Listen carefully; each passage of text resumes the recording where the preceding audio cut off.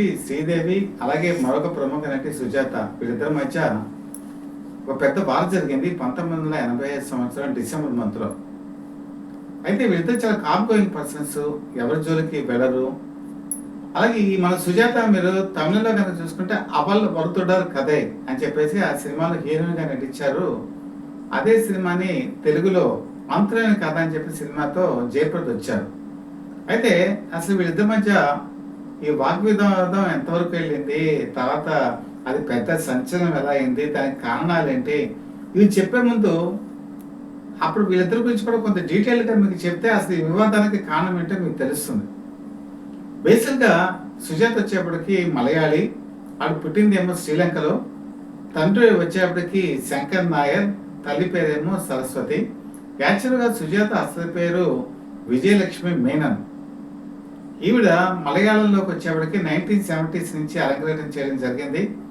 అలాగే ఇందులో 1971లో వచ్చినటువంటి తపస్సుని ఆవిడకి మంచి పేరు తీసుకొచ్చింది. అలాగే ఎర్నాకుళం జంక్షన్, మనసు, అరణ్యవాసం, చులి ఇలాంటి సినిమాలు వాడికి ఎంతో పేరుని తీసుకొచ్చాయి. అంటే దాదాపు 70 నుంచి 74 వరకు ఆవిడ మలయాళం సినిమాల్లో రాజ్యమే లేదు. మలయాళం సినిమాలు అనేటప్పటికీ ఆ రోజులు ఎలా ఉండేదంటే ఏ సర్టిఫికేట్ సినిమాలే. చాలా మందికి అభిప్రాయం ఏంటంటే సెక్స్ మోతాదు ఎక్కువగా ఉంటుంది, హీరోయిన్స్ ఎక్కువగా ఎక్స్పోజింగ్ చేస్తారు, మోడర్న్ డ్రెస్ కాదు ఇంకా వాళ్ళ అల్టిమేట్గా అల్ట్రా మోడర్న్ డ్రెస్లు వేస్తారు. ఇది చాలా మంది మిగతా లాంగ్వేజెస్లోకి డబ్ అయినప్పుడు ఏ సర్టిఫికేట్ అని ఉండేది. ఆ రోజుల్లో ఫ్యామిలీస్ వాళ్ళు ఎవరో కూడా ఆ సినిమాకి వెళ్ళేవాళ్ళు కాదు, ఎవరో యూత్ కానీ అలాంటి వాళ్ళు వెళ్ళి ఆ సినిమాలు చూసేవారు. అప్పుడు మలయాళం అంటే పెద్ద మోజు ఉండేది కేవలం యూత్కి మాత్రమే. కానీ ఈరోజు మలయాళంలో చాలా మంచి సినిమాలు వస్తున్నాయి, అది వేరే విషయం అనుకోండి. ఆ రోజు పరిస్థితిని మీకు చెప్తున్నాను. అందులో యాక్ట్ చేసే వాళ్ళు ఎవరైనా సరే డైరెక్టర్ చెప్పినట్టు మోడర్న్గా నటించాల్సిందే. నేను చులి అని చెప్పి సినిమా చెప్పాను కదా, అందులో సావిత్రిని నటించారు. అందులో ఆవిడ తాగుబోతు, అసలు అలాంటి క్యారెక్టర్లో మనం ఊహించలేం సావిత్రిని. అయితే ఆవిడకి కూతురుగా సుజాత మినీ స్కర్ట్స్లో కనిపిస్తారు.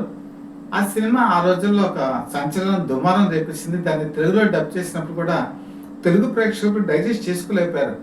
సావిత్రి లాంటి మహానటి క్యారెక్టర్ ఏంటి అని చెప్పేసి అదొక పెద్ద దుమారం అనుకోని మనం చెప్పాం కదా. అలాగే ఆవిడ శంకర్ నాయర్ డైరెక్షన్లో ఒక సీన్లో టవల్ కట్టుకొని మాత్రమే కనిపిస్తారు, ఇంకా వేరే ఆచ్ఛాదన అంటే ఏమీ ఉండదు. అది కూడా ఆ రోజుల్లో పెద్ద సెన్సేషన్. తమిళంలో డైరెక్టర్స్ అందరూ కూడా ఎవరి అమ్మాయి ఎంత గొప్పగా చేస్తుంది, దేనికి వెనకనకుండా బోల్డ్గా నటిస్తుంది, నటన కూడా బాగుంది అనుకున్నటువంటి తరుణం అది. బాలచందర్ ఈ సినిమాలు చూసే అవల్ వరుతుడారు కథే ఈ సినిమాలో ఆవిడ హీరోయిన్గా ఎంపిక చేసుకోవడం జరిగింది. 70లో ఆవిడ మలయాళంలోకి వచ్చేప్పటికి ఆవిడ వయసు 18 సంవత్సరాలు. ఇప్పుడు ఈ అవల్ వరుతుడారే కథ ఈ సినిమాకి ఆవిడ చేసేప్పటికి ఆవిడ వయసు 22 సంవత్సరాలు. ఈ సినిమా కూడా బోల్డ్గానే ఉంటుందండి. మీకు ఫస్ట్ నుంచి చివరి వరకు కూడా స్లీవ్లెస్ జాకెట్తో సుజాత కనపడటం జరుగుతుంది. అందులో ఒక షాట్ ఉంది, అదేంటంటే ఆవిడ జాకెట్ వేసుకునేటప్పుడు వెనకాల హుక్స్ పెట్టుకునేటువంటి సన్నివేశం ఒకటి ఉంటుంది. అంటే బ్యాక్ అంతా కూడా ఆల్మోస్ట్ ఆల్ చూపించడం జరుగుతుంది. దాన్ని ఆ రోజుల్లో సినిమా తమిళ ప్రేక్షకులు చాలా బోల్డ్గా భావించారు. ఏంటి బాలచందర్ ఇలాంటి సీన్ తీశారంటే అని చెప్పేసి. ఆ ఒక్క సీన్ గురించి యువతను చాలా మంది చూసినటువంటి సందర్భం కూడా ఉంది. యాక్టింగ్ మాత్రం అద్భుతంగా ఉంటుంది, అది నో డౌట్. ఒక మధ్యతరగతి మహిళ ఎలాంటి కష్టాలు పడుతుందో ఆవిడ చూపిస్తుంది. అయితే 1976లో అంతులేని కథ అనేటువంటి సినిమా తీసేటప్పుడు కూడా సుజాతనే తెలుగులో కూడా తీద్దామని చెప్పి అనుకున్నారు. కానీ సుజాతకి అటు మలయాళం వచ్చు, తమిళం వచ్చు, కానీ తెలుగు మాత్రం రాదు. దాంతో అంతులేని కథకి ఆమె తీసుకోలేకపోయారు. అలా తమిళ సినిమాలో కూడా ఒక దుమ్ము రేపేశారు సుజాత. 1977లో జైకర్ అని చెప్పేసి ఒక బిజినెస్ మ్యాన్ పెళ్లి చేసుకున్నారు. జైకర్ని పెళ్లి చేసుకున్న తర్వాత సుజాత చేసే నటనలో మార్పు వచ్చింది. అంతవరకు బోల్డ్గా డైనమిక్గా చేసేవంటే ఆవిడ ఈ జైకర్కి వచ్చేప్పటికి ఇతనికి అనుమానం ఎక్కువ. భారీ మోడర్న్ డ్రెస్ వేసుకున్నా లేకపోతే ఇంకోటి చదువుగా ఉన్నా ఇతను సహించలేడు. ముఖ్యంగా అప్పటి నుంచి ఆవిడ ధోరణి మారింది. పైగా ఆడుకున్న మనస్తత్వం ఏంటంటే ఏ రోల్లో వేసినా కూడా ఆ హీరోతో ఆవిడ భార్య అంటే భారీగానే అంత సహజంగా నటిస్తుంది ఆవిడ. అది భర్త సహించలేకపోవడం, కొట్టడం కూడా ప్రారంభించాడు. దాంతో ఆవిడ మోడర్న్ డ్రెస్కి దూరం అయిపోయారు. సాంప్రదాయకమైనటువంటి పాత్రలకి ఆవిడ ప్రాధాన్యత ఇస్తూ వచ్చారు. ఇది అసలు కారణం. అదే టైంలో మీకు శ్రీదేవి రంగప్రవేశం చేశారు. శ్రీదేవి మంచి మంచి పాత్రలు వేశారు. మీరు జూలియన్ హిందీ సినిమాలో చూస్తే లక్ష్మికి చెల్లి క్యారెక్టర్ ఆవిడ చిన్నగా కనిపించడానికి మినీ స్కర్ట్ లో ఆ సినిమాలో వేయించారు. మీరు జూలీ సినిమా చూస్తే అది మీకు అర్థమవుతుంది. తర్వాత వసంత కోకిల అనే ఒక సినిమా వచ్చింది. వసంత కోకిల్లో వయసు కనిపించకుండా ఉండటానికి ఆడికి మినీ స్కర్ట్ వేయటం జరిగింది. సో ఆ విధంగా స్విమ్మింగ్ పూల్ డ్రెస్సులు, మినీ స్కర్ట్స్ ఇవన్నీ వేసేవాళ్ళు. అంటే శ్రీదేవికి అటు రోల్ ఎలా ఉండేదంటే మంచి రోల్స్ వేసేవాళ్ళు, ఓ పక్క గ్లామర్ రోల్స్ కూడా వేసేవాళ్ళు. ఓ పక్కన చూసుకుంటే ఆవిడ కామెడీ కూడా బాగా చేసేవాడు. మీరు చాలా మంది సినిమాలో చూస్తే వాళ్ళు తాగే సన్నివేశాల్లో అద్భుతంగా రాణిస్తారు. అలాగే మీరు గనక చూసుకుంటే జగదేక వీరుడు అతిలోక సుందరి చూస్తే ఆవిడ చేసే కామెడీ మనకు బాగా నవ్విస్తుంది. అంటే ఆవిడ మంచి కామెడీ టైమింగ్ ఉంది. మీరు కంచుకాగడ సినిమా చూస్తే ఫెరోషియస్ దుర్గ పాత్రలో ఆవిడ ఫైట్ సన్నివేశాలు కూడా చాలా అద్భుతంగా నటిస్తారు. ఆల్రౌండర్ ఆవిడని ఒక్కదానికి మనం కట్టిపడేసేటువంటి అవకాశం లేదు. అది కాదని లేనటువంటి సత్యం. ఇలా వీళ్ళిద్దరూ 1980కి వచ్చేప్పటికి ఒక తిరుగులేని నాయకులు అయ్యారు. గ్లామర్కి వచ్చేప్పటికి శ్రీదేవి, జయప్రద ఇద్దరు పోటీ పడుతున్నారు. అలాగే ఈ నటనా పరంగా వచ్చేప్పటికి జయసుధ, సుజాత పోటీ పడుతున్నారు. ఆల్మోస్ట్ ఆల్ ఆ టైంకి సుజాత బంపర్ హిట్స్ ఇచ్చేస్తున్నారు. ఆవిడ ఏ హీరోతో అయినా సరే అడ్జస్ట్ అయిపోగలరు. ఎన్టీ రామారావు వస్తే సర్కస్ రాముడు, మరి అక్కినేని నాగేశ్వరరావుకి వచ్చేప్పటికి ఆయనతో కూడా జోడీగా బ్రహ్మాండంగా నటించారు. కృష్ణరాజుతో బెబ్బులు అనేటువంటి సినిమాలో నటించారు. కృష్ణతో అయితే సినిమాలో నవ్వింది సినిమాలో నటించారు. ఆ రోజు ఆవిడ ఎవరితోనైనా సరే అడ్జస్ట్ అయిపోయి నిజంగా అద్భుతంగా నటించేవాడు. దాంతో నెంబర్ 1 పొజిషన్కి ఇద్దరు పోటీ పడినటువంటి పరిస్థితి వచ్చింది. ఒకనొక టైంలో ఆవిడ నెంబర్ 1, ఈవిడ నెంబర్ 1 అది డిసైడ్ చేయలేనటువంటి పరిస్థితి. సరే దీన్ని ఇలా వదిలేస్తుంటే బాగుండేది. తమిళ పత్రికలు ఎలా ఉంటాయంటే గాసిప్స్ని ఎక్కువ క్రియేట్ చేయడానికి ట్రై చేస్తాయి. అంటే వాళ్ళు ఏదో ఒక వివాదం ఎలాగొస్తుందని ఆలోచిస్తుంటారేమో. ఒక తమిళ పత్రిక సుజాతని ఇంటర్వ్యూ చేసింది. ఇంటర్వ్యూ చేసినప్పుడు ఇప్పుడు మీరిద్దరూ కూడా అగ్రస్థానంలో ఉన్నారు, ఎవరు నెంబర్ 1 అని చెప్పేసి అడిగేటువంటి ఒక ప్రశ్నకు భాగంగా సుజాత కొంచెం ఆవిడ ఆవేశపూరితంగా ఏం చెప్పారంటే, నాకు శ్రీదేవికి పోలికేంటి, మినీ స్కర్ట్లు మోడర్న్ డ్రెస్సులు వేసుకునే అదే ఎక్కడ, మంచి రోల్స్ వేసుకునేటువంటి నేనెక్కడ, సో ఆ దాన్ని నాతో కంపేర్ చేయడం ఏంటి అని ఒక మాట వాడారు. అక్కడ అది అనే అలాంటి మాట అంటే మీరు లేకపోతే ఇలాంటి మాటలు జల్లగా మనం యాక్సెప్ట్ చేస్తాం. సో ఈ వివాదం అక్కడతో అయిపోయింది అని అనుకుంటే ఈ వివాదాన్ని హైదరాబాద్లో సినిమా షూటింగ్ జరుగుతుంది. నేను చెప్పాను కదా 1981 ఇయర్ ఎండింగ్లో ప్రేమాభిషేకం అన్నపూర్ణ స్టూడియోస్కి సంబంధించిన సినిమా. అప్పట్లో దాసనాథ్ తన సినిమా షూటింగ్లని కూడా హైదరాబాద్లోనే తీసేవారు. ఆవిడకి ఈ విషయం ఒక జర్నలిస్ట్ తీసుకొచ్చి చెప్పాడు. అయితే అప్పటికే ఆ తమిళ పత్రిక ఆవిడ చూసేసింది. తన మీద కామెంట్స్ కూడా ఆవిడ చదివింది. చదివిన తర్వాత ఆవిడ కూడా ఒక రిటార్ట్ ఇచ్చింది. ఏంటంటే నన్ను అది ఇది అని చెప్పి అనటం సంస్కారం కాదు. నెక్స్ట్ ఏంటంటే ఇప్పుడు ఆవిడ కూడా నటించింది. ఇప్పుడు నేను చెప్పాను కదా ఆ సినిమాలన్నీ కూడా ఆవిడ ఉదాహరించారు. మలయాళంలో ఆవిడ ఎక్స్పోజ్ చేసింది. ఆవిడ కూడా ఇనిషియల్ స్టేజెస్లో ఇలాంటి పాత్రలే వేసింది. కానీ టవల్లో అలాంటి కట్టుకుని అలాంటి సన్నివేశాల్లో నేను నటించలేదు. కాబట్టి సినిమా డైరెక్టర్ ఏం చెప్తే మనం అది చేస్తాం.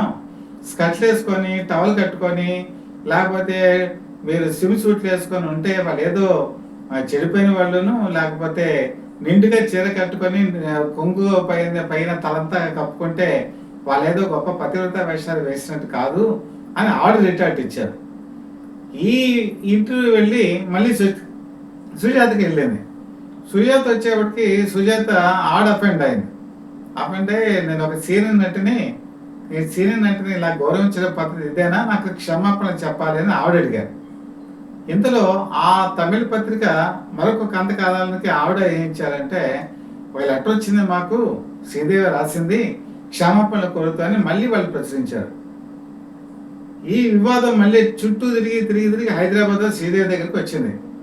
శ్రీదేవి ఇక్కడ మళ్ళీ సమాధానం ఏం చెప్పిందంటే ఆవిడ, నేను 6 ఏళ్ల వయసు నుంచి నటిస్తున్నాను, ఒక బాల నటిని. నేను చేసేటువంటి సినిమాలు కనుక చూసుకుంటే తనకంటే నేనే సీనియర్. అలాగే ఇంకా నేను గౌరవించడం అనేది నా సంస్కారం. నేను అందరినీ గౌరవిస్తాను. ఇంకో విషయం ఏంటంటే నేను ఏది కూడా క్షమాపణ చెప్తూ నేను లెటర్ రాయలేదు. ఎందుకంటే నేను తప్పు చేయలేదు, నేను లెటర్ రాయలేదు, అది ఎవరో సృష్టించింది. కాబట్టి నేను దీనికి ఏమాత్రం కూడా బాధ్యురాలు కాదు అని చెప్పి అంతే ఆవేశంగా ఆవిడ చెప్పడం జరిగింది. మొత్తానికి ఈ వివాదం ఆ రోజు తెలుగు తమిళ ఇండస్ట్రీలో ఒక పెను సంచలనం అయిపోయింది. పెను సంచలనం అయిపోయి అసలు ఏంటి, ఒక ఇద్దరు అగ్రతారలు వాళ్ళిద్దరు కూడా ఇలా మాట్లాడుకుంటున్నారు అనేటువంటి పరిస్థితుల్లో శ్రీదేవి ఒక అనూహ్యమైనటువంటి నిర్ణయం తీసుకున్నారు. ఎందుకంటే వాళ్ళ తండ్రి అయ్యప్పన్, ఆయన ఒక బేసిక్గా ఒక అడ్వకేట్, ఆయన తల్లి రాజేశ్వరి కూడా ఈ విషయాన్ని సీరియస్గా తీసుకుంది. కూతుర్ని ఇంత అవమానకరంగా మాట్లాడేటువంటి సుజాత లీగల్గా మనం ఎందుకు డెఫమేషన్ వేయకూడదు, సివిల్ అండ్ క్రిమినల్ డెఫమేషన్ వేద్దాము అనేటువంటి ఆలోచనకి వచ్చారు. ఆ సంప్రదింపులు మొదలయ్యాయి, ఇంకా దాని ప్రాసెస్ స్టార్ట్ అయిపోతుంది. ఈ విషయాన్ని కూడా పత్రికల ద్వారా మొత్తం ఇండస్ట్రీ అంతా తెలిసిపోయింది. ఎక్కడ చూసినా కూడా ఇదే డిస్కషన్. ఒక వివాదం అంటే చాలా మందికి ఎలా ఉంటుందంటే చాలా అట్రాక్టివ్గా, వినసొంపుగా, అది ఒక పానకం తాగినట్టుగా, ఒక పరమాన్నం తిన్నట్టుగా, నిజంగా చెప్పాలంటే ఇంకా పచ్చిగా చెప్పాలంటే అమృతం తాగినట్టుగా అనిపిస్తుంది, అంతే కదా. మంచి చెప్తే ఎవరు వినరు, కానీ ఈ వివాదాలంటే మాత్రం చాలా మందికి ఇంట్రెస్ట్ ఉంటుంది. దీంతో ఇది చిలవలు పరవలు అయిపోయి అటు పక్కన శివాజీ గణేశన్, ఇటు పక్కన ఎన్టీ రామారావు, అక్కినేని నాగేశ్వరరావు, కృష్ణ, వీళ్ళందరికీ తెలిసిపోయింది. సో ఇక్కడ బేసికల్గా ఎక్కడైనా ఇండస్ట్రీలో ఒక ప్రాబ్లం కనుక వస్తే దాన్ని ఒక సొల్యూషన్ తీసుకురావాల్సిన బాధ్యత ఎవరో ఒకరికి ఉంటుంది కదా. అప్పట్లో సినిమా ఇండస్ట్రీకి ఏ ప్రాబ్లం వచ్చినా దగ్గరుండి చొరవ తీసుకొని వాటిని పరిష్కరించేటువంటి వ్యక్తి ఎవరంటే ఏకైక వ్యక్తి దాసరి నారాయణరావు. 24 క్రాఫ్ట్స్, ఎవరికి ఏ సమస్య వచ్చినా ఆయన వెళ్ళి పరిష్కరించేవాడు. ముఖ్యంగా కనుక చూసుకుంటే ఇటు శ్రీదేవితో ఆయనకి మంచి సినిమాలు తీశారు. అటుపక్క సుజాత కనుక తీసుకుంటే గోరింటాకు ఆయన తీసినటువంటి సినిమానే కదా. తర్వాత సుజాత అని ఒక సినిమా తీశారా, అది కూడా ఆయన కాంబినేషన్లో వచ్చింది, ఆయన నిర్మాత. సో ఈ విధంగా సుజాత, దాసరి నారాయణరావు ఇద్దరు కూడా ఒకే స్కూల్ అనుకోవచ్చు, అంటే ఆయన స్కూల్ నుంచి వచ్చిందే అనుకోవచ్చు తెలుగులోకి వచ్చేవాడికి. కాబట్టి దాసరి నారాయణరావు అంటే సుజాతకి చాలా అభిమానం. అభిమానానికి కూడా ఒక కారణం ఉందండి. ఈరోజు ప్రేక్షకులకి తెలియచెప్పడానికి ఈ వివరం కూడా చెప్తున్నాను. ఆవిడ శ్రీలంక నేటివ్ ప్లేస్ అని చెప్పాను కదా. శ్రీలంక నుంచి ఆవిడ వస్తూ షీకాకాయ పౌడర్ ఒకటి తీసుకొచ్చారు. అది ఎందుకు తెచ్చారు అంటే గిఫ్ట్ కింద ఇచ్చారు దాసరి నాన్నగారికి. దాసరి నాన్నగారు ఏం చేశారంటే ఈ షీకాకాయ పౌడర్ని వాళ్ళ పెద్ద అబ్బాయి ప్రభుకి ఇవ్వడం జరిగింది. ప్రభు అప్పటికి చిన్నపిల్లాడు. ఈ షీకాకాయ పౌడర్తో ఆడుకుంటూ ఇది కంట్లో పడింది. కంట్లో పడేటప్పటికి మొట్టమొదట ఇది ఏదో చిన్న ఇన్ఫెక్షన్ అని చెప్పి అనుకున్నారు. చివరికి అది పెద్ద ఇన్ఫెక్షన్ అయిపోయింది. విధంగా దాసరి బాధపడ్డారు కదా, పిల్లాన్ని ఎవరు సరిగా చూడలేదు, నేను సినిమాల్లో బిజీగా ఉన్నానని చెప్పి. వెంటనే విజయ హాస్పిటల్లో జాయిన్ చేశారు. విజయ హాస్పిటల్లో అది బాగా ఇన్ఫెక్ట్ అవ్వడంతో ఆ కన్ను కొంత దెబ్బతింది కూడా. దాంతో దాసరి నారాయణరావు కుటుంబం పెద్ద అబ్బాయికి తన వల్ల ఏదో కొంత ఇబ్బంది కలిగింది అనే భావన సుజాతకు ఉందంటే, తనకి ఏ ప్రమేయం లేకపోయినా కూడా ఆ షీకాకాయ పౌడర్ తనే కదా తీసుకొచ్చాను, నా వల్ల ఇలా జరిగింది కదా అని పాపం వాడికి ఒక ఫీలింగ్ ఉండేది. సో ఈ ఫీలింగ్తో దాసరి నారాయణరావు అంటే ఒక సింపతి, ఒక గౌరవం, ఆయన మాట మీద ఒక అభిమానం ఉన్నాయి. తర్వాత రంగప్రవేశం చేశారు, శ్రీదేవితో మాట్లాడారు. శ్రీదేవి కూడా ఇనిషియల్ స్టేజెస్లో దాసరి నారాయణరావు మంచి సినిమాలు ఇచ్చారు కదా. బొబ్బిలిపులి అది మంచి సినిమా, ప్రేమాభిషేకం తిరుగులేనటువంటి సినిమా, ఇలాగా ఆవిడ కూడా ఒక అభిమానం ఉంది. సో మీరిద్దరూ మంచి నటులు, సాఫ్ట్ గోయింగ్ పర్సన్స్, ఎవరి వివాదాలకి మీరు వెళ్ళారు. మీరిద్దరు ఇలాగా ఒకరి మీద ఒకరు స్టేట్మెంట్లు ఇచ్చుకుంటూ ఇప్పటికీ ఇది రభస అయిపోయింది. ఇండస్ట్రీ అంతా కూడా మీ గురించే మాట్లాడుకుంటున్నారు. నెంబర్ 1, నెంబర్ 2 ఇవి శాశ్వతం కాదు, అవి మారిపోతూ ఉంటాయి. కాబట్టి మీ కెరీర్ మీద మీరు దృష్టి పెట్టుకోండి అని చెప్పేసి ఆయన హితవు చెప్పడం జరిగింది. అలాగే అక్కినేని నాగేశ్వరరావు లాంటి వాళ్ళు కూడా సలహాలు ఇచ్చారు. ఎందుకంటే అక్కినేని నాగేశ్వరరావుతో సుజాత నటించారు 7 మేడని. అప్పట్లో ఆయనకి ప్రప్రథమ హిట్ 1975, తర్వాత ఆలు మొగ్గుల సినిమా తర్వాత అంత మంచి హిట్ ఇచ్చింది మరి సుజాత కాంబినేషన్లో వచ్చినటువంటి 7 మేడే. కాబట్టి అక్కినేని నాగేశ్వరరావు కూడా సుజాత అంటే ఒక అభిమానం, ఆయన కూడా ఇంటర్ఫియర్ అయ్యారు. మొత్తానికి ఆ వివాదం ఆ రోజున సర్దుమణిగింది. తర్వాత వాళ్ళిద్దరి మధ్య కూడా కొన్ని సినిమాలు వచ్చాయి. ఎక్కువ సినిమాలు రాలేదనుకోండి. గురు శిష్యులు అని చెప్పేసి ఒక సినిమా వచ్చింది. అక్కినేని నాగేశ్వరరావు సరసన సుజాత నటించారు. అలాగే కృష్ణ సరసన శ్రీదేవి నటించారు. అలాగే ఈ షూటింగ్లో కూడా వాళ్ళిద్దరి మధ్య ఎటువంటి విభేదాలు లేకుండా, అరమరికలు లేకుండా మూమెంట్ అవడం జరిగింది. తర్వాత బంగారు కానుక అని ఒక సినిమా వచ్చింది. ఆ బంగారు కానుకలో కూడా శ్రీదేవి, అక్కినేని నాగేశ్వరరావు, సుజాత నటించడం జరిగింది. అప్పుడు కూడా వాళ్ళ అనుబంధం బాగానే ఉంది. ఆ తర్వాత అన్ని కూడా సర్దుమణిగాయి. తర్వాత శ్రీదేవి చాలా పెద్ద స్థాయికి వెళ్ళిపోయారు. ఆల్ ఇండియా నెంబర్ 1 స్టార్కి వెళ్ళిపోయారు. సుజాత చాలా అందమైన మనిషి, చాలా మంచి మంచి క్యారెక్టర్ వేసిన మనిషి. 1985 వచ్చేప్పటికి ఏం జరిగిందో ఏంటో తెలియదు కానీ తల్లి పాత్రకి వెళ్ళిపోయారు. తర్వాత ఆవిడకి ఓల్డ్ ఏజ్ చాలా తొందరగా వచ్చిందా అని అనిపిస్తుంది. ఎందుకంటే 90s వచ్చేప్పటికే ఆవిడ చాలా ఓల్డ్గా అయిపోయారు. మీకు వడ్డే నవీన్ నటించినటువంటి ఈ ప్రేమ అనే సినిమాలో వడ్డే నవీన్ చూశారు కదా, అందులో వాళ్ళ క్యారెక్టర్ అప్పటికే చాలా ఓల్డ్గా కనిపించారు. సుజాత అంత తొందరగా ముసలైపోవటం ఏంటి, అలా ఉండటం ఏంటి అని చాలామంది అనుకున్నారు. తర్వాత క్యాన్సర్ బారిన పడి ఆవిడ మరణించారు. ఒక అమ్మాయి అయితే చార్టెడ్ అకౌంటెంట్ చదువుకున్నాడు అనమాట. అంటే పెళ్ళైన తర్వాత భర్త అడుగు జాడల్లో తన కెరీర్ని మార్చుకొని ఒక విధంగా తన కెరీర్ని పణంగా కూడా పెట్టారు ఆవిడ. ఆ విధంగా సుజాత, శ్రీదేవి ఇద్దరు ఇప్పుడు మన మధ్య లేరు. అలాగే ఆ రోజు జరిగిన గొడవ కూడా తర్వాత దాసనారాయణరావు వల్ల సర్దుమణిగింది. అంటే ఇక్కడ ఇండస్ట్రీలో ఎలా ఉంటుందంటే ఈ నెంబర్ 1, నెంబర్ 2 ఈ పొజిషన్స్ ఎప్పుడు మనిషిని దూరం చేస్తాయి. ఎవరు నెంబర్ 1, ఎవరు నెంబర్ 2 అంటే ఇటు వస్తే నెంబర్ 1, ఫ్లాప్ వస్తే నెంబర్ 10కో 11కో వెళ్ళిపోతారు. ఇవి శాశ్వతం కాదు. అయితే ఈ పత్రికలో ఉండేటువంటి కొంతమంది విలేకరులు కూడా ఆ రోజుల్లో రభస సృష్టించడానికి ఇలాంటి చిలిపి క్వశ్చన్లు వేసేవాళ్ళేమో. దానికి టెంప్ట్ ఆవిడ ఆ రోజుల్లోనే ఆ క్వశ్చన్ వేసినప్పుడు ఒక నవ్వునే ఊరుకుంటే పోయేది. లేదులేండి ఇప్పుడు ఇవన్నీ కూడా తాత్కాలికే కదా అని ఒక మాట అనే ప్రజ్ఞ కూడా ఉన్నా కూడా ఈ వివాదం వచ్చేది కాదు. చెప్పాను కదా, ఆ రోజు ఎలక్ట్రానిక్ మీడియా లేదు. పత్రికా విలేకరులు వాళ్ళు రాసిందే కరెక్టు. నిజంగా ఆవిడ ఏమందో, ఆవిడ ఏం చెప్పిందో ఎగ్జాక్ట్గా మనకి వీడియో ఉంటే తెలిసిపోతుంది.